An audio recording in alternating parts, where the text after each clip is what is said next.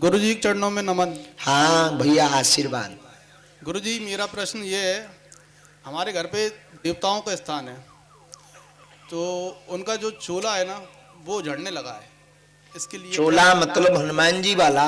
नहीं, देवताओं पे जो चढ़ता है ना हनुमान जी वाला। हाँ वही सिंदूर। हाँ सिंदूर। हाँ। तो पूजा कौन करता है? महाराज जी करते तो सभी हैं, लेकिन मैं तो नियमित करता हूँ।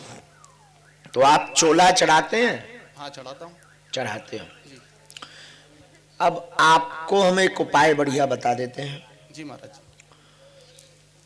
पुराना चोला जब श्री हनुमान जी महाराज या अन्य किसी के शरीर पर रहता है और वो पुराना हो जाता है, तब जो आपके देव की पद्धति हो, कीर्तन पद्धति, भजन, मनन, हवन, कन्या भोज, ब्राह्मण भोज, पताका, निशान, प्रसाद, सब देवताओं का अलग अलग होता है। उस पद्धति को अखंड शुरू करके चोला को प्रार्थना करके 3 दिन पहले निवेदन कर लेना कि हम आपका श्रृंगार बदलना चाहते हैं। चोला को निकालकर गंगा जी में विसर्जित करके नवीन चोला चढ़ा दें, इससे देव भी प्रसन्न होंगे और पूजा भी संपन्न होगी। जी महाराज। महाराज जी मतलब पहले चोला निकाल के पहले निकलेगा, फिर गंगा जी में सराएं, फिर विसर्जित होगा, फिर वहीं का जल लाकर स्नान करवाएंगे, फिर नया चढ़ाएंगे। जी महाराज धन्यवाद। और पीछे माइक भेज दीजिएगा, तब तक इन्हें भाई साहब दे दो चश्मा बारना प्राण दे दीजिए। माइक पीछे। हाँ बहन जी बोलिए। गुरुजी के चरणों में कोटि कोटि नमन। भूरी भूरी आशीर्वाद बहन जी। गुरुजी मैं आपसे एक प्रार्थना करना चाहती हूँ कि आप एक बार हमारे गुना की टेकरी धाम के दर्शन जरूर करें। टेकरी के हनुमान जी? जी जी।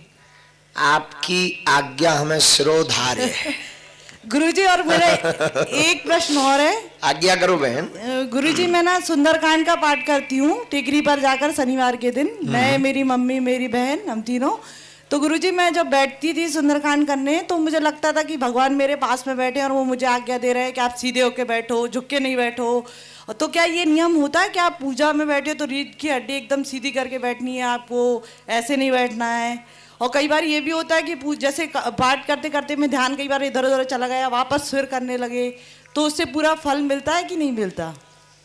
मुंडे मुंडे मतिर भिन्ना, जितने मूड उतने मत।